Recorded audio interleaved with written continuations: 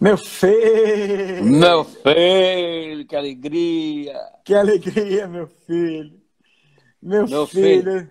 E o essa frio, friaca, meu filho! o frio não me deu nem coragem de arrumar meu cabelo hoje, meu filho. Nossa! Pra você não arrumar esse cabelo, então já vi que o negócio tá brabo mesmo, hein? Rapaz, que negócio é esse?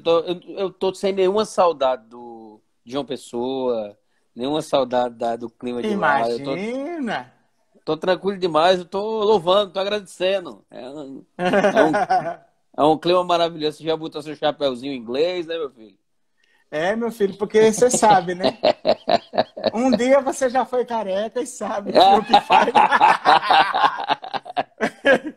Hoje em dia você não joga mais no time dos carecas, né? Então, Comprei aí cabelo, você não né? tá Comprei fazendo. cabelo. Você não tá mais passando por esse problema. Boa noite, Márcia. Um abraço, querida. Viu, gente? Eu tenho aconselhado o pastor Emanuel Chu a comprar cabelo também. Tenho dado esse conselho para ele. Ele vai ficar lindo, né? Já é lindo, mas vai ficar mais lindo ainda. Olha, O que vocês acham? vamos fazer uma enquete. Vamos fazer uma enquete. Me diga aí, pessoal. Eu coloco um cabelo desse assim, que nem o pastor Segundo colocou. Me diga aí. Pois Vá, me é, diga a sua cara. opinião. Vai dizendo Agora é aí. para falar a verdade, não é para ficar enrolando só porque ele tá na sua frente, não. É para falar a verdade. Tenha medo, não. Meu Bota filho, aí. Olha aí. aqui. Primeiro voto, hein? Primeiro voto. Primeiro voto. Mais de 6 está democraticamente eleito. Eita, ferro. Meu filho, aqui hoje, o dia praticamente todo, mas especialmente a partir de 1 hora da tarde, mais ou menos, 9 graus com sensação de 6. É. Meu filho, aqui tá 10 graus agora. Deu uma Né? melhorada, não foi? Deu uma melhorada, tá Uma 10 graus, né? melhorada, uma melhorada. Ah, Dois votos. Dois votos. ah, o Renato disse, coloca assim, vai ficar parecendo que tem um guaxinim na cabeça. 3 votos agora. Eu não respondo a provocações. Eu não respondo a provocações. Rapaz, ai, meu filho, que situação. Olha, o meu irmão mandou uma mensagem para mim antes de ontem, né? Meu irmão Douglas. E ele dizia muito bem, Ana Paula. Olha só, mas Quatro. tá Quatro ganhando, votos já. hein? Tá pau, hein? Tá ganhando. 4 votos já. É. E aí me mostrou uma matéria que saiu dizendo que esse final de semana tinha uma mega frente fria, que ia ser um frio pesado e tal. Aí ele colocou lá, queria estar aí sentindo esse friozinho. Ah, Aí eu tá certo. perguntei a ele, quer trocar? Troco na hora. Vem pra cá e eu vou pra beira da praia em João Pessoa. Quando passar a frente fria, a gente destroca. Nossa, sinistro demais. Meu filho, nós temos muitos assuntos para conversar, viu? Tô com a pauta Sim, aqui. e é. Tô Eu com a na pauta verdade, aqui. eu pensei num assunto pra gente começar falando sobre ele, filho. Depois da gente sorrir um pouco. Mas era inevitável tocar nisso, tratar essas questões mais sérias, né? Mas, meu filho, e essa situação dessa menininha, meu filho, Tá na que minha foi pauta aí. estuprada, que foi estuprada pelo tio por tanto tempo, e aí engravida e passa por essa situação toda. A família consegue essa autorização da justiça para interromper a gravidez. E aí entra em cena os famosos especialistas de rede social, que isso está sendo uma coisa que já está enchendo a paciência, né? Aí vem a patrulha da igreja chamando a menina de assassina, chamando os familiares da menina de assassinos. E aí, meu filho, como a gente fica numa situação dessa, meu filho? O que é que você... Eu sei que você é um cara de muita empatia e certamente esse assunto comprimiu o seu coração. Me diga aí, o que é que você tem pensado, como você tem visto essa situação? Abre o coração em relação a isso aí, meu filho. Então, meu filho, eu cheguei a escrever um texto sobre isso, né? Escrevi um texto logo no início da semana sobre essa questão. Eu achava que eu tinha, de alguma forma, que dar alguma opinião, né? Trocar, mostrar aquelas pessoas que nos acompanham e que também são pastoreadas por mim, né? Aquilo que estava no meu coração, na minha mente, por se tratar de um de um assunto que não só mexeu com o Brasil, mas certamente com o mundo inteiro, né? Sim, sim, sim. A primeira coisa que eu diria, meu filho, seria que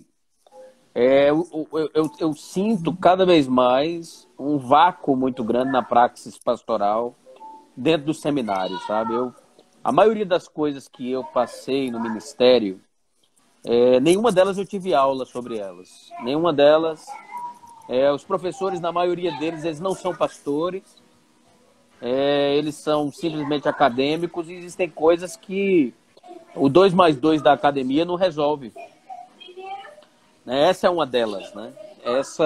A gente tem um princípio bíblico, né? Mas é complicado você simplesmente aplicar a moral da Bíblia, né? O que a Bíblia fala de moral, sem temperar a coisa com o amor e com a empatia que a Bíblia pede para a gente ter, ou seja, simplesmente aplicar o princípio moral na cultura é extremamente complicado. Tá Sim. entendendo?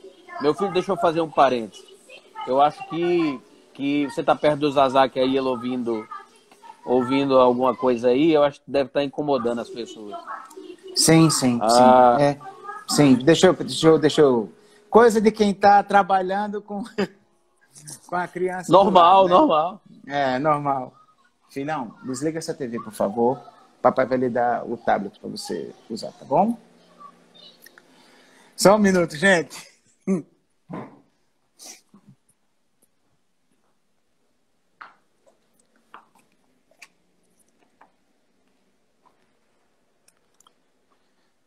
Aí, meu filho usa baixinho, tá bom?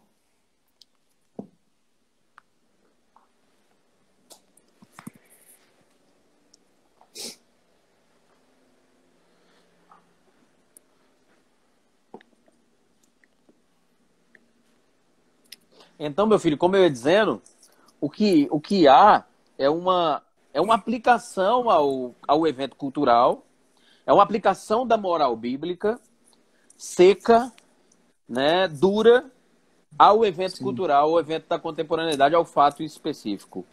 É assim que as sim, pessoas têm feito. Então, elas retiram o prognóstico bíblico, né, a forma com a qual a Bíblia trata, por exemplo, a supremacia da vida, né, a sacramentalidade da vida.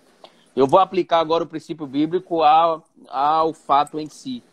Então, a maioria das pessoas, elas esquecem que entre 1 e 2 existe muita coisa, né? Entre o número 1 e o número 2 existe 1,1, 1,2, 1,3. Há um maniqueísmo muito forte, né? Engendrado sim, no coração sim, das pessoas. É o sim, sim, é o não. É o certo, é o errado. Na mente da maioria das pessoas, não existe o talvez, não existe o meio, né? Na cabeça das pessoas é sim ou não, e ainda usa o texto bíblico, né? Jesus disse lá no sim, Sermão do Monte, seja o seu sim, sim, seja o seu sim, sim, seja o seu não, não. E é mais uma aplicação errada do texto de Jesus Cristo, né? Desconsiderando a fala de Jesus Cristo ao próprio contexto que ela foi considerada. Então, antes de aferir alguma palavra sobre essa situação específica, vai minha nota de repúdio, sabe, meu filho? Minha nota de repúdio a falta de praxis no seminário, sabe? Os alunos, eles estão saindo muito preparados em Bíblia, mas bem longe da universidade da vida, do que o ministério de fato é, sabe? Muitas pessoas que vão no teu gabinete, nem sempre elas confiam na Bíblia, acreditam na Bíblia, nem sempre elas entendem que a Bíblia é de fato a palavra de Deus, e os argumentos, faltam argumentos ontológicos, falta mais teologia natural dentro do curso do processo, falta mais apologética, falta empatia, falta amor, eu diria mais, falta compaixão, né? falta muita Porque compaixão. em nenhum momento Jesus disse que você ser sim, sim, não, não, significa ser sem compaixão. A Exatamente. verdade precisa ser dita com amor, como disse Paulo, temperada com sal. E mesmo que você tenha, como fruto da sua teologia bíblica, a convicção de que a situação dessa criança não autorizaria a interrupção da gravidez, mesmo você tendo isso, se você não tempera com sal suas palavras, o seu discurso é inútil. O seu discurso só gera dor, o seu discurso só gera culpa. Então, isso é trágico demais. A gente está vivendo no Brasil essa polarização política entre direita e esquerda, conservadores e progressistas, e tem gente achando que o nosso papel como cristão, ou até como alguém que tem algo a dizer para o mundo, é se colocar num desses times, né? Escolher um lado nessa guerra. E isso tem sido trágico. Meu filho, tem um texto... Vá, pode falar. Os rótulos estão muito fortes hoje, né? Então, eu, inclusive, vi uma frase do Tim Keller que ele postou ontem no Twitter, eu acho. Ele disse, olha, o fato de você falar sobre a opressão, sobre injustiça, não faz de você um marxista, faz de você um cristão que lê a Bíblia. Faz de você uma pessoa que estuda a Bíblia. Não, tá? E detalhe. Eu vi uma vez um sujeito de uma igreja dessas reformadas, que eu não vou dizer qual foi, mas foi a presbiteriana, e ele criticando o Tim Keller, e um erro, né? Um dos motivos da crítica dele contra o Tim Keller é que ele tem uma ênfase exagerada na justiça social. Eu quero saber como é que o cara pode conseguir encontrar nisso uma razão para acusar um sujeito, né? Você está exagerando na sua defesa com você os, está com os exagerando aflitos. que você está considera exagerando os que estão à margem um foco da nossa atenção e o nosso cuidado. Você está exagerando em querer cuidar do pobre. Você está exagerando em querer se preocupar com o aflito, em direcionar suas atenções com aqueles que estão mais carentes das suas atenções. Isso é um absurdo. Como é que pode, cara? Isso é sinistro demais. É isso. Nosso amigo João Alexandre, mais uma vez acompanhando aí, né, nossa live, nos honrando. Beijão, João. Nos honrando com a presença dele. Um beijão também para minha esposa linda, né? A mulher mais linda do mundo. Sei que alguns discordam. A Fê acabou de chegar, mas o importante é você achar. Você sabe, mano, que essa semana... Porque a minha mulher é linda, né? Só fazer um parênteses aqui. Minha mulher é linda. Ela, essa semana, foi chamada para fazer uma propaganda de televisão. Sério? Foi. Aí gravou essa semana. E gravou meu estilo família, grávida, com um homem de 1,90 m, sabe? Um jovem de 1,90 m, dizendo que era o pai da criança. Eu amei, assim, sabe? É sério isso?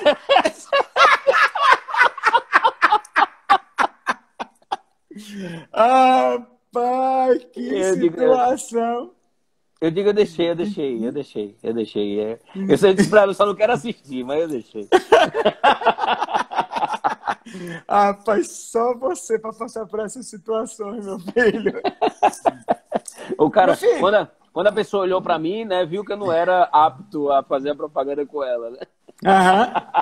Meu filho, refletindo sobre a questão dela, porque assim, não ficou muito explícito a questão se a gravidez de fato oferecia risco para a saúde dela, né? Algumas pessoas disseram que sim, outras disseram que não, mas parece que havia de fato um parecer no sentido de que o corpo dela não teria condições de levar uma gestação até o final, que um parto seria algo extremamente arriscado, enfim. Mas aí, partindo desse pressuposto de que, de fato, a gravidez punha em risco a vida dela, né? Que oferecia sobre ela risco de morte real. Eu meditando, meu filho, nessa passagem aqui de Êxodo, né, da lei, uma passagem muito interessante, embora exista um debate a nível de tradução e de hebraico, você manda muito melhor do que eu. Mas na Almeida Revista Atualizada, o texto vai dizer assim, em Êxodo 21, 22, né?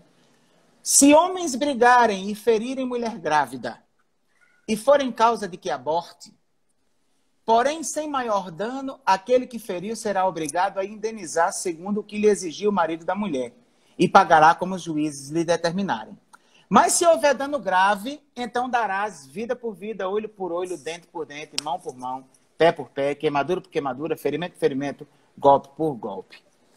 Então, assim, ao que parece aqui nessa passagem, Deus atribui um nível de gravidade maior, isso eu estou partindo do pressuposto, que as penas da lei mais severas implicam uma gravidade maior no crime, uma gravidade maior no pecado, e as penas mais brandas da lei implicam uma, não que não seja grave, porque pecado é pecado, mas implica uma gravidade mais branda. Então, o que é que acontece? Aqui a questão que é elaborada, se nessa briga, aqui o que está sendo imaginado, é dois homens brigando, né? E de repente as mulheres se metem, tem uma mulher grávida, e essa briga termina resvalando numa agressão contra a mulher. E aí a questão é que, se há o aborto, ou seja, a morte daquela vida que estava em formação dentro dela, a pena é um resgate. Né? A pena é uma quantia financeira estipulada pelo pai que perdeu. Né? Porque partindo do princípio cultural do Antigo Testamento, da sociedade hebraica antiga, os filhos de um homem faziam parte dos seus bens. Né? Então era algo como tipo assim, você atentou contra o que é do outro.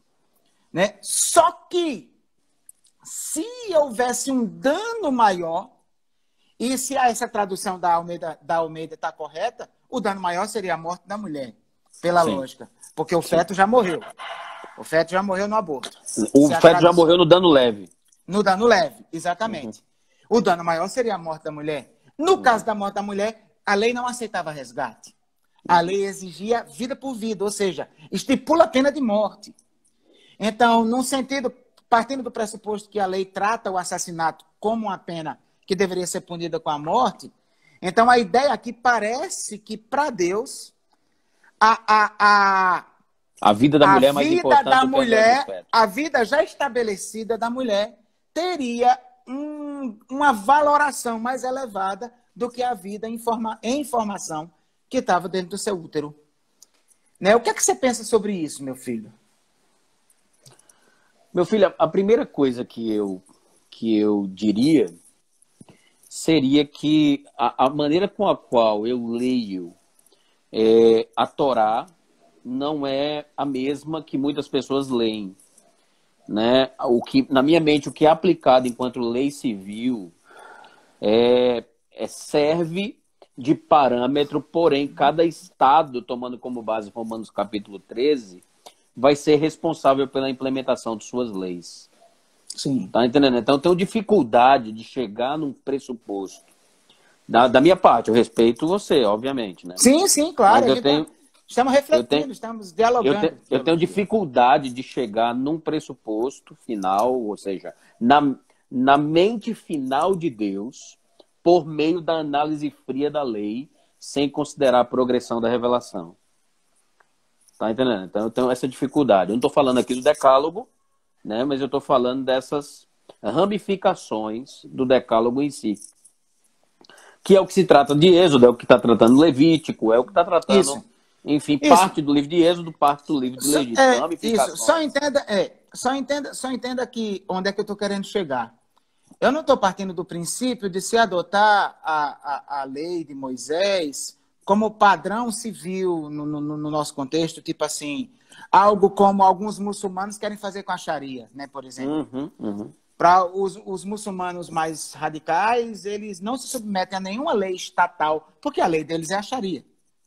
Né? Eu não tô fazendo uma proposta dessa natureza. Eu estou aqui, no caso, tentando estabelecer algo. Eu entendi. Entendeu? Estabelecer uma ideia moral, uma ideia moral a partir da percepção do que Deus colocou aqui na sua lei revelada. Tá entendendo? Então, tipo assim, se a gente for partir para o princípio de legislação, a legislação brasileira estaria de acordo com isso aqui. A legislação brasileira permite a gravidez quando há o risco de morte para a mãe. O aborto, no caso. O aborto, a interrupção da gravidez. Exatamente. Permite a interrupção da gravidez quando há o risco de morte para a mãe. Legal. Então, eu estaria aqui levantando uma possibilidade e, assim, essa, por exemplo, é a posição do Norman Geisler, por exemplo. Né? Essa é a posição dele naquele livro Ética Cristã, quando no capítulo sobre aborto. Então, eu estou aqui levantando essa possibilidade de ser razoável, tipo dizer assim, a lei brasileira... A mãe é mais importante que o feto. A lei brasileira, ela tá... É porque essa declaração, a mãe é mais importante que o feto, ela se torna uma declaração perigosa. Uhum. Porque ela se torna reducionista, no meu ponto de vista. Sim, no Então meu eu não também. diria, a mãe é mais importante que o feto. Mas eu diria que uma vez que a morte se apresenta como resultado, tá entendendo? Ou seja, está bem evidente, bem testificado que haveria a morte da mãe, entre a morte de uma vida já estabelecida para aquela vida que está sendo formada no útero, seria preferível manter a vida estabelecida. É só disso que eu estou falando. Né? Não é dizer a mãe é mais importante. Aí eu já estou sendo reducionista e poderia estar gerando a ideia do que essa galera fala. Mas aí a mãe teria isso. Se a criança nasce, acaba com a vida da mãe também, seus sonhos, né? Seus projetos de futuro, ela não pode mais fazer a sua faculdade. Então, de certa forma, essa criança está... Não, aí já viajou na maionese. Você traz o individualismo e o humanismo para a questão, Isso, né? exatamente. Eu estou falando da questão de fato bios, né? A questão biológica mesmo, né? A questão o princípio da preservação da vida. Essa é a questão que eu estou Uhum. levantando. Uhum. Mas na sua posição, no caso, meu filho, você defende que mesmo havendo risco de morte da mãe, um risco significativo, deve-se manter a gravidez? Essa é a sua posição? Então, não é a minha posição, pelo princípio da soberania do Estado. Tá entendendo? Certo, Então, o certo. princípio da soberania do Estado, e aí eu considero as declarações médicas como fonte estatal para entender a questão ética, porque a gente está muito mais diante de uma questão ética do que de uma questão meramente moral. Sim. Né? É uma questão ética. Agora, é como você chegar no estado de que um camarada, um terrorista, entra numa cidade com uma mochila cheia de explosivos, e na hora que o atirador de elite tem um tiro certo, passa uma criança na frente, mas é aquele time que ele tem, né, de atirar, ele vai ter que atravessar a criança com o tiro de fuzil para acertar o atirador, em nome da quantidade de vidas. Vamos imaginar aqui que ele esteja numa Sim. Times Square, né? Sim, Milhares entendi. de vidas ali seriam perdidas. Então, qual é o O papel do... sacrifício de uma vida para resguardar muitas vidas. Isso é uma questão ética. Isso Sim, é uma sim, questão sim, de sim. ética. O direito encara como ética e a gente precisa encarar a situação específica agora também como pressuposto ético. Portanto, não é tão simples o sim ou não. É o que eu disse no início. Você pegar a agenda moral do cristianismo e botar essa agenda moral dentro do fato cultural, do momento específico que a gente está vivendo, da contemporaneidade, é sempre complexo.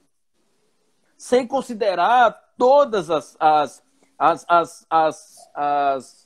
equações, sem considerar todas as variáveis.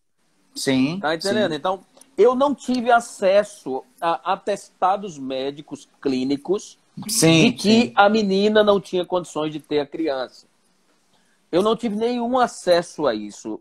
Sim. Tentei pesquisar no Google, mas todas as reportagens que encontrei eram sempre suposições. Não há nada que eu encontrei técnico e que o médico foi lá e E atestou. atestou. Eu Sim. verifiquei que a criança não tem estrutura física para ter a criança. Por quê? Porque nós temos casos na história de pessoas que tiveram filhos na idade dela. No Brasil, por exemplo, a gente tem um artista, né, que pela ética que eu não vou falar o nome, que teve um filho com 11 anos de idade. Sei. Então, a gente tem um caso no mundo de uma pessoa que teve um filho com 6 anos de idade. É um caso único no mundo, mas ela teve filho com 6 anos de idade. Então, precisa do atestado médico técnico, né? Que vai dizer, olha, ela não tem condições. E aí, meu filho, nessa possibilidade, eu concordo em gênero, número e grau. Seria, por exemplo, a mesma situação de uma eclâmpsia. Não mudaria em nada. Na eclâmpsia, isso ocorre todos os dias no Brasil. Os médicos decidem pela mãe ou pela criança. Às vezes, perdem a mãe, nasce a criança. Isso acontece todo dia. Tá entendendo? O caso da menina, ele tem outras variáveis que precisam ser aqui observadas. Tá entendendo? A variável de estar 4 anos sendo abusada, ameaçada, e agora, por causa da Sarah Winter, com toda a sua privacidade colocada em xeque, todo mundo sabe. Ela vai ter que mudar de nome, né? Ela vai precisar mudar de nome, ela tem uma recomendação já de técnicos pela mudança do nome dela. Ela vai precisar mudar de nome. Por quê? Porque sob pena dela estar sempre sendo acusada de ser uma assassina, porque as pessoas elas não conseguem equilibrar o custo do processo. Ora, né, as pessoas, por exemplo, a nível de igreja, né, e aí você é pastor, eu também sou, né, uma pessoa comete um adultério, né, o que é que a maioria das pessoas querem ver? Elas querem ver essa pessoa que cometeu o adultério lá no púlpito, lá na frente, sendo execrada e escrachada por um bando de gente que é da mesma raça e da mesma essência que aquela pessoa é. E o argumento é bíblico, Mateus capítulo 18, expõe ela para a igreja, está lá em Mateus capítulo 18. Peraí, pô. Mateus capítulo 18, para esse tipo de caso, estamos diante de uma pessoa obstinada? Estamos totalmente equivocado, exatamente. Percebe? Então Sim. é sempre aplicando o pressuposto bíblico de uma perspectiva, que eu diria, inquisitória. Eu acho que o nome é esse. A gente está diante de uma nova Inquisição. Uma Inquisição baseada no ódio, uma Inquisição social, de um princípio de um sentimento metasocial regrado a ódio, muito esquisito. Sim, sim. Que precisa ser estudado. Sim, sim, sim. Tá e que foi cultivado por anos na nossa tradição eclesiástica.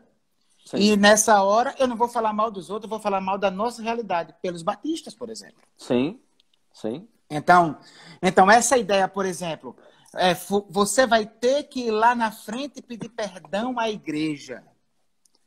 Né? Isso é ridículo em todas as esferas que isso pudesse ser imaginado. Em primeiro lugar, se a pessoa está disposta a pedir perdão, isso é um indicativo de que o assunto não tem que ser levado à frente. Tem que ser tratado dentro da esfera em que ela se arrependeu. Se no confronto pessoal ela se arrependeu, ela será conduzida, será trabalhada no confronto pessoal. Uhum. Não tem cabimento. Né? Mas o problema é que houve uma mudança no contexto da igreja, em que, ao invés dos graus da disciplina serem levados pelo indicativo de arrependimento ou não, passou a se categorizar por causa do tipo de pecado. Se for esse tipo de pecado, não tem problema. Mas se for esse outro, tem que ir lá para frente. Tem que ir lá para frente e sofrer humilhação pública. E isso não faz sentido em absoluto. Não faz sentido em absoluto. Um argumento aqui do Emerson para nada, eu discordo do seu argumento, meu irmão. Eu discordo que uma análise mental ou psicológica deva ser feita. Se a gente for por esse lado, né, qualquer pessoa vai precisar passar por um psicólogo antes de ter um filho, né? E aí o camarada, o corpo dele já dá todas as indicações. O corpo dessa pessoa, dessa mulher, já dá todas as indicações de que ela pode ser mãe, mas na mente dela ela não está preparada. Quanta subjetividade há nisso? Né? Então o que a gente vai ter agora vai ser aborto psicológico, né? Aborto na verdade, por uma questão... Na verdade, isso aí é uma coisa que o movimento abortista tem buscado. Né? O movimento abortista tem buscado dar esse senso de direito à mulher. Né? Dar esse senso de direito. Olha, eu não estou preparada para ser mãe. Interrompe. Olha, eu não me vejo como mãe. Interrompe. Né? Uhum. E dessa maneira, cara, a vida que está sendo gerada perde completamente o seu valor, né? Outra ideia equivocada também, aproveitando o gancho, é essa ideia do tipo que a gestação é um assunto relativo ao corpo da mulher. Uhum. Que tem muito isso, né? Meu corpo. Uhum. Minhas regras. É meu corpo, minhas regras. Uhum. Só que, na verdade, a gestação não é uma questão do corpo da mulher. É uma questão do corpo da criança. Exatamente. É o corpo da criança que está sendo gerado. Princípios, né? Sacramentalidade da vida, né? O direito do outrem que tem de nascer. O outro tem direito de nascer. Porque a criança é totalmente outra. Ela é totalmente outra. A criança não é uma extensão da mãe. Não A é, ela é criança, ela é totalmente um outra. indivíduo. E a Ela é um história prova indivíduo. isso. E a história prova isso, porque ela vai casar, ela vai formar outra família. Então a história mostra que ela é um indivíduo. Inclusive, já meio que puxando um parênteses aqui, que tem a ver mais com isso, a gente vê muitas mães infelizes porque desde a gestação construíram essa imagem do filho como uma Que me pertence. extensão de si Isso. mesmo, né? Como uma extensão de si mesmo, como se fosse um órgão. Um filho para longe de mim seria como perder um braço, perder uma perna, algo mais ou menos dessa natureza. E aí, resultado, prendem os filhos, aleijam os filhos, não ensinam os filhos a serem autônomos na vida, né? A serem autônomos na vida e tudo mais, etc e tal. E aí, resultado, quando o filho dá o seu grito de liberdade, diz, vou casar e vou morar no outro estado para não ficar nem perto de você. Que isso a gente vê acontecer demais. Né? É o E grito de aí, liberdade, resultado, né? O grito de liberdade, isso. né? É o grito de Exatamente. liberdade. De novo, Emerson, eu entendo, existem muitas variáveis nessa situação. E eu já coloquei aqui que o princípio do Estado, né? Deus, Jesus, ele se colocou à disposição de obedecer às leis estatais. Ele disse a Pilatos, você não teria nenhuma autoridade se eu não tivesse lhe dado essa autoridade. Tá entendendo? Ele se submete ao julgamento dos homens. Tá entendendo? E aí você tem lá na frente princípios interessantes, Romanos capítulo 13, 1 de Pedro, você tem o conselho de Paulo a Tito, a respeito da obediência ao Estado, né? Aí aqui vai sobrar discussão, debate. Leis boas, leis más. Aí eu me lembro de Sócrates, né? Se é que ele existiu, que quando abriram a porta para ele sair, ele disse, não, pode fechar a porta, eu vou continuar preso aqui.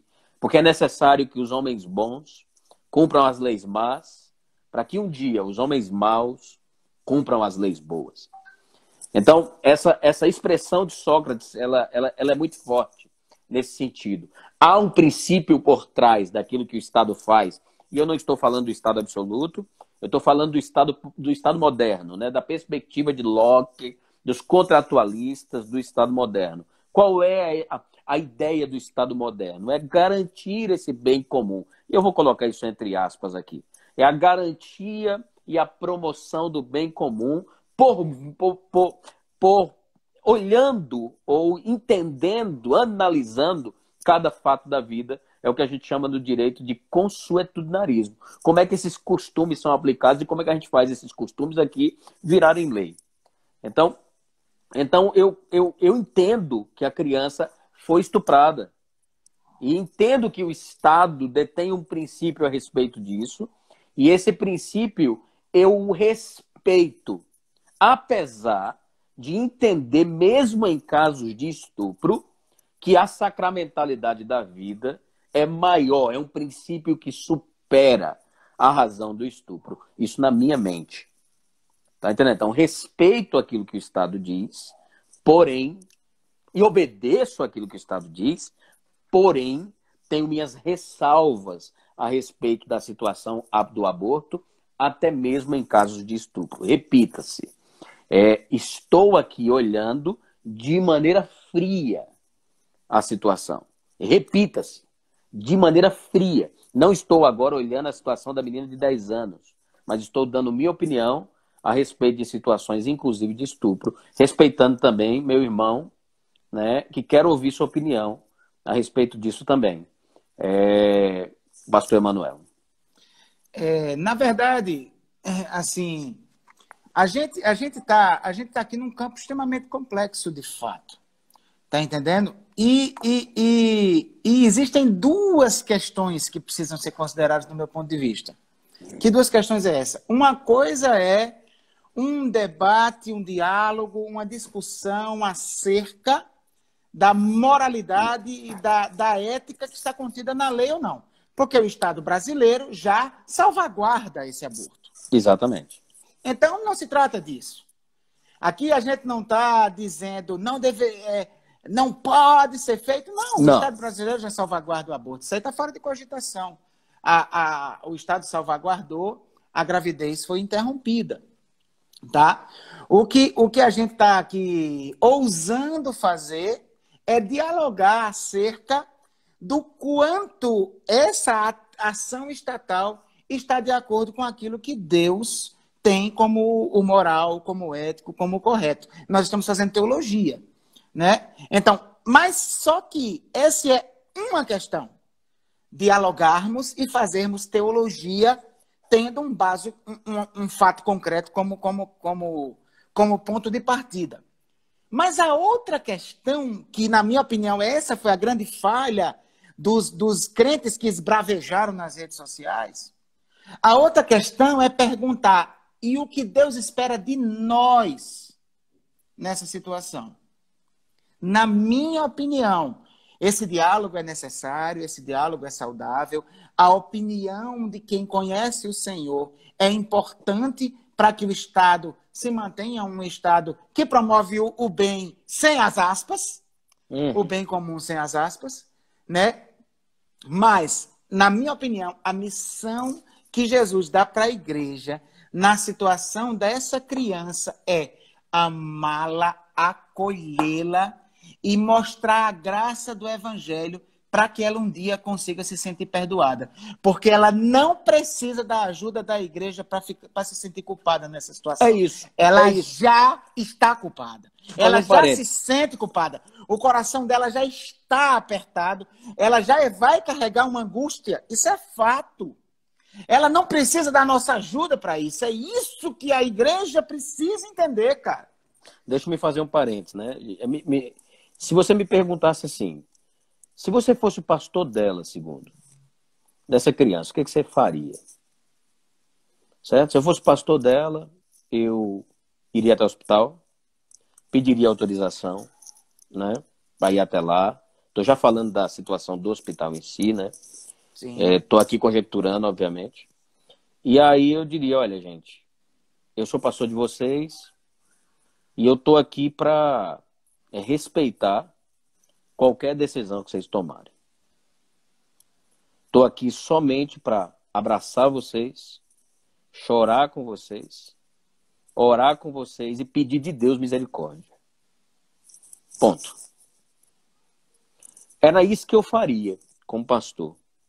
Eu acho que era isso que Deus queria que você fizesse. Era isso que eu faria. Sinceramente, eu não teria mais condições de falar mais nada ou de fazer mais nada. E eu sei que eu precisaria suportar os ridículos e que eu ouso chamá-los de imbecis que me pediriam para julgar a menina em algum púlpito da vida lá na igreja. Para que a igreja julgasse ali em alguma fogueira inquisitória o que a menina faria. Eu receio que eu passaria por isso. Eu receio que eu passaria por comentários na internet dizendo que eu não tratei a questão. Como se o amor, a empatia, as orações, o cuidado e o aconselhamento não fossem tratamento. Fogueira é tratamento. Percebe?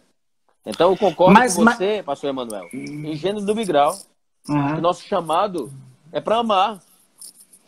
Só que, pastor, olha, eu vou te dizer uma coisa. Eu tenho visto isso na minha experiência pastoral. Eu fui ordenado um pouco tempo a mais do que você. Tá entendendo? E olha, meu irmão, nesses meus...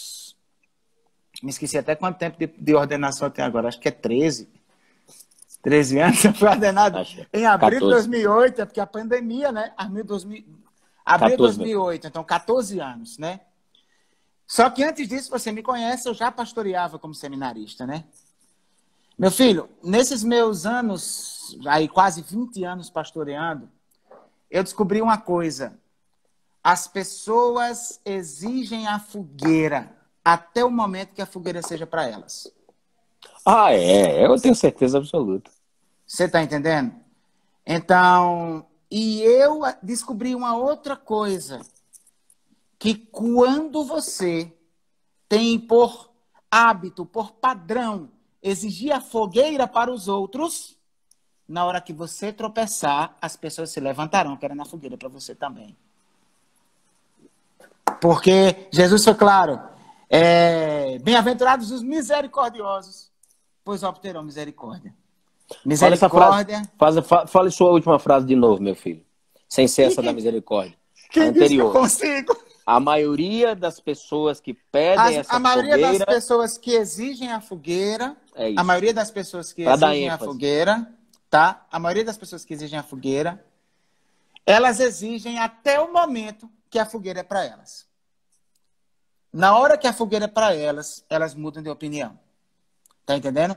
Então, por exemplo, eu vou citar um exemplo aqui de uma teologia que eu tenho. Por exemplo, eu tenho uma posição acerca de recasamento. E nós divergimos um pouco nisso. Né?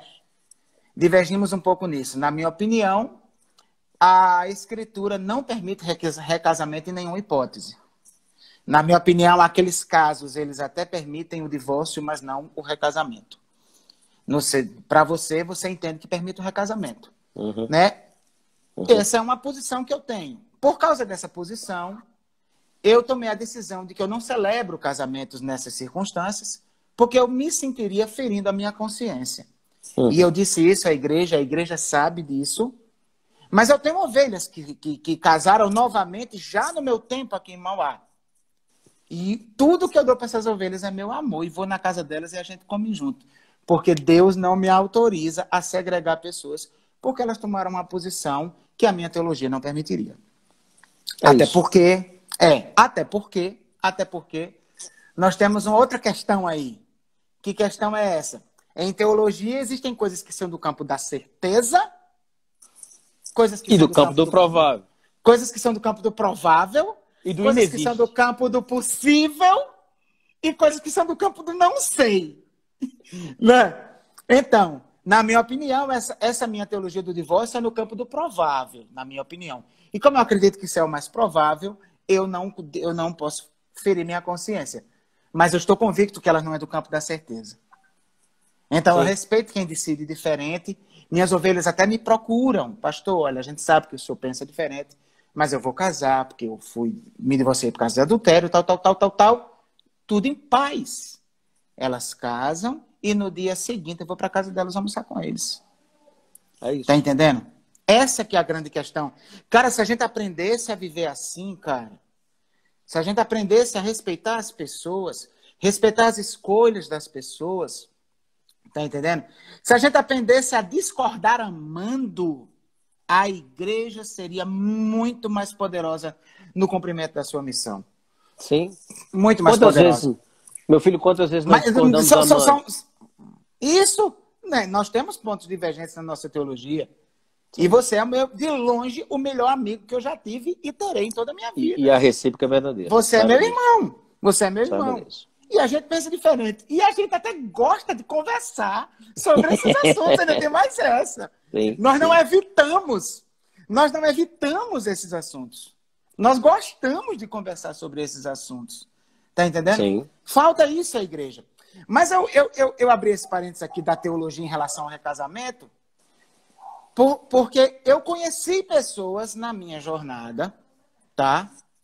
Que afirmaram a teologia que eu acredito e em alguns momentos até julgaram pessoas que casaram de novo até o dia que se apaixonou por gente divorciada ou até o dia que se divorciou e não conseguiu ficar sozinho.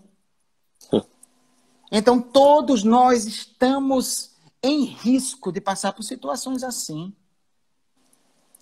Sabe? Sim. A gente precisa entender, o teto de vidro do irmão em nada é mais fino que o nosso. Nós temos esse teto de vidro. E ele não resiste a uma pressão maior, não. Teve alguém que digitou uma coisa aqui? Deixa eu ver aqui.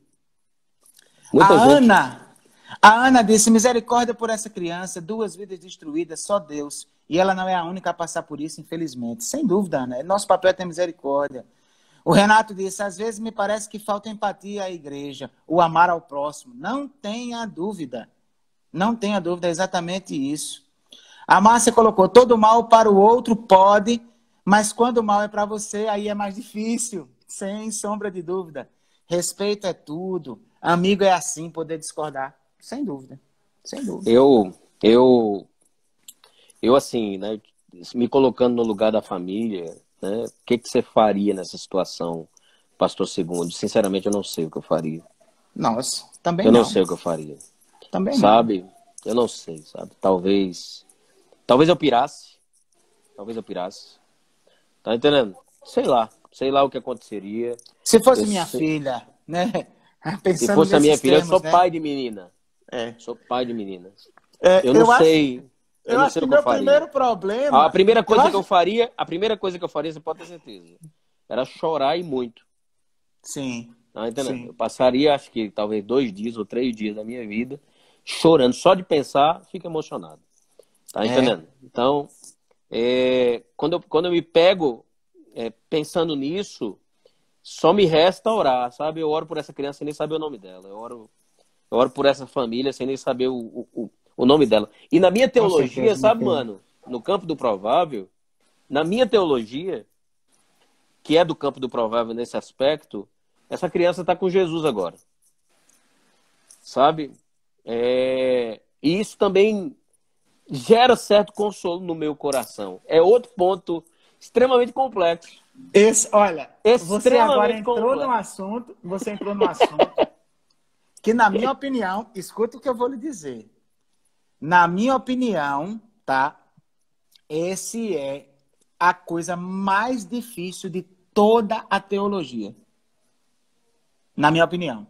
Essa é a questão mais complexa, é o maior mistério de toda a teologia, o destino eterno das crianças, dos bebezinhos, dos deficientes Os mentais que não loucos, né? conseguem, dos deficientes mentais que não conseguem discernir o evangelho. Na minha opinião, essa é a questão mais complicada de todas. A Sim, Trindade chega nem perto disso, sim. nenhuma outra. A união hipostática das duas naturezas de Jesus, nada chega nos pés disso aí para mim, né? Sim, A, eu a, poderia, né? A gente não vai ter tempo para isso hoje, mas na nossa próxima live a gente pode de falar repente a sobre gente põe isso. isso na pauta. De A gente repente a gente pode põe isso pôr na isso na pauta. pauta, né? Porque eu tenho É. argumentos, até Sim, sim. razoáveis, considero até razoáveis, os argumentos que tenho sobre essa situação. Mas tranquiliza meu Aham. coração também saber que ela está comendo na mesa do rei, Sim. perfeita e glorificada. Eita Perfeita e glória. glorificada. Eita Então, glória. a dor dela se tornaria a sua glória, como é na Bíblia, Sim. como é no âmago, né, no cerne do projeto de Deus para os seus filhos. Amém. A Carolina Moura disse aqui, me peguei pensando nisso essa semana, com certeza eu piraria. O Leandro, ele disse aqui, tem uma filha de 9 anos, só tristeza e dor. Né? Nossa, como é difícil, velho. Como é difícil. Meu filho, agora eu falando o que você falou, o que é que eu faria se fosse com a minha família, se fosse com a filha minha? Sim. Eu acho que o mais difícil para mim, a priori, não ia ser que direção eu ia dar para a questão da gravidez da menina. O mais difícil para mim ia ser decidir se eu ia matar o estuprador ou não. É uma decisão complexa também. Porque, cara, eu não consigo imaginar, se eu conseguiria ter domínio próprio, se eu conseguiria ter autocontrole, sabendo disso, sabendo quem foi e tendo acesso a essa pessoa. Se eu tivesse acesso, eu não sei nossa, Eu, eu eu, não eu, sei. eu É, orei, eu orei, eu orei muito para que ele fosse encontrado, né? E minha oração hoje é que a justiça seja feita sobre ele, sabe? sim, Eu sim. quero muito vê-lo Com uma, experimentando a condenação pelos seus crimes. sim, Tá sim. entendendo? E Eu quero e muito. esse Acho que todo, anseio acho por, que todo crime precisa ser pelo Estado punido, né? Para trazer de sim, sim. volta a vaca fria do Estado, né? Sim, sim, sim, sim, sim. Na verdade, assim, essa é outra questão que tem que entrar na pauta da nossa próxima conversa, meu filho. A teologia bíblica da vingança. Sim. Esse é outro tema fenomenal. Né? Eu sei, amor, Domingo, eu sei que ele foi encontrado, eu sei. Eu estou dizendo agora que o segundo passo, a questão da justiça, né? Ele foi encontrado, Então, agora vai ser julgado. então, tipo assim, ansiar que a justiça seja feita, ansiar que o cara pague pelo que fez, clamar por isso, né? Isso me lembra muito aquele, não somente aqueles salmos imprecatórios e tal, que aí a linguagem é até uma linguagem cruenta, porque a humanidade era cruenta, né? Não havia esse conceito pós-moderno de direitos humanos, de o valor, né? O valor pelo ser humano, bababá. E não só pelo ser humano, mano, mas por crianças. Sim. Por crianças. Porque um dos salmos imprecatórios, Davi, olha, queria que as pedras caíssem na cabeça dos filhos dele, daquelas crianças, né? A forma que se encarava a vida, o valor da vida era diferente. Isso é uma discussão interessante, até mesmo pro texto de Êxodo. Até mesmo pro texto de Êxodo. Sim, sim. Que você começou. Tá entendendo? Sim, então, sim. por isso os salmos imprecatórios têm essa linguagem mais cruenta. Até hoje os orientais têm um certo apreço, um apreço muito maior à morte do que à vida. Sim. Isso é parte da cosmovisão oriental. A forma com a qual eles encaram a vida. Emerson, sim. Eu acho sim, Emerson, que a gente tem que responder essa situação, né? Acho que eu e o pastor Emanuel, a teologia tem resposta para isso, né? A teologia da vingança, como ele mesmo falou.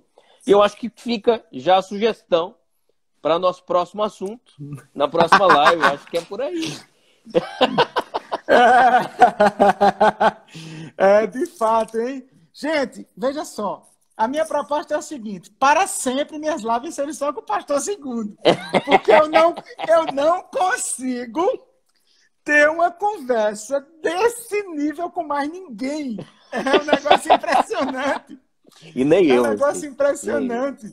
Além do cara mandar muito de Bíblia, o cara manda muito de filosofia, o cara tem uma leitura de mundo fenomenal. E o cara é meu amigaço. Então, meu irmão, você é meu irmão. O cara é o irmão.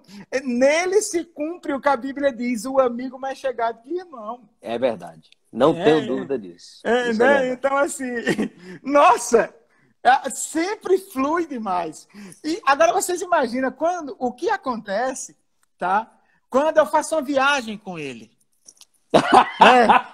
Nossa! Cara, você não tem noção. Tu sabe o que eu me lembro ainda? Sabe o que eu me lembro ainda? Eu me lembro a gente no Bastos. Aí você se exaltou, né? Porque a nossa discussão era se o que é. Comendo churrasco no Bastos. E aí, mas peraí. Nem sempre o que é. Cara, aquilo foi o ápice do delírio de seminarista, né? Eu era seminarista nessa época e você era estudante de Direito, né? Você estava fazendo o curso de Direito, eu estava fazendo seminário. E a gente entrou nessa... Agora vocês imaginam que é estar numa mesa com dois caras discutindo se o que é ou se às vezes o que é não é. Não é. Ai, Jesus, é demais. Mas a gente já fez umas viagens juntos, assim, para ir para os compromissos denominacionais, assembleia de convenção, essas coisas.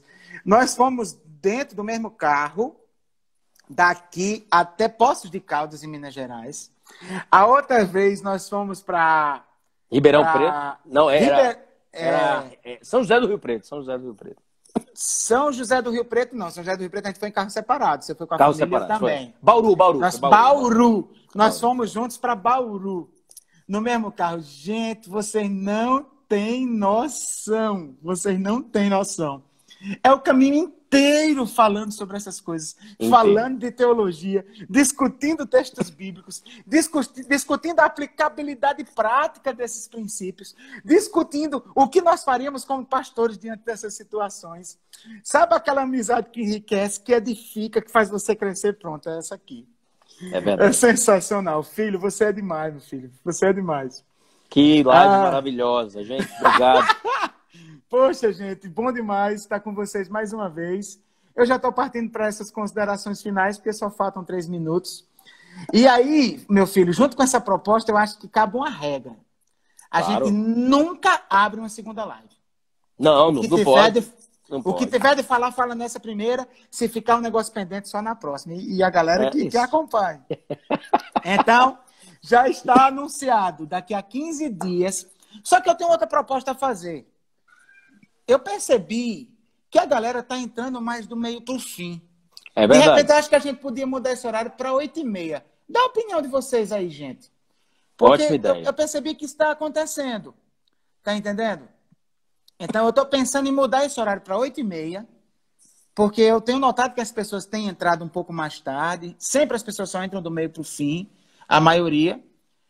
E aí, daqui a 15 dias, a nossa próxima não será às 20 horas, será às 20h30. Tamo junto, meu filho? Tamo junto. Fechado. Então, fechado demais. Gente, um abraço, tá? Entramos nos 2 minutos finais aqui. E, meu filho, suas considerações finais aí, por favor. A gente precisa orar, né? Orar por uma conscientização no nosso país, uma conscientização do sexo, da sexualidade, né? Falar mais sobre pornografia enquanto igrejas, né? Esse rapaz com certeza começou na pornografia, começou dessa forma, então talvez uma consciência sexual a respeito de tudo isso livrassem muitas pessoas de situações como essa, do valor da criança, de quem a criança é, e que a esquerda pare de falar que criança, usando a ideia de Freud, que criança deve conhecer sua sexualidade. Isso é muito grave. E a gente não sabe o tamanho dos desdobramentos que isso pode gerar. E a gente está vendo um deles, talvez, aí. Sim. Sabe? Porque Sim. na cabeça de muita gente que não consegue pensar, é disso que elas estão falando. Então, Poxa, meu filho. Cabe a vai gente desdobrar a essa ideia de conversa nisso consciência. aí, viu? Sim. Cabe sim. Desde o tempo que eu me lembro, que nós começamos a ver os pais sorrindo, vendo as crianças dançando na boquinha da garrafa, de lá para cá tem se dado essa ênfase e é terrível, mas de fato é um assunto para a próxima. Gente, beijão para vocês, que Deus abençoe a vida de vocês, que Deus abençoe a família de vocês. Por favor, amem seus filhos, cuidem dos seus filhos, estejam atentos a com quem os seus filhos estão, com quem os seus filhos passam tempo. Não larguem os seus filhos nas mãos das pessoas, tá? Um beijo grande, que o Senhor abençoe meu filho, como sempre, maravilhoso. Nos encontramos de novo daqui a 15 dias. É bom que ele mata a saudade, porque esse negócio de pandemia é uma tragédia. Tchau, tchau, gente. Fica com Deus, vocês. Deus abençoe.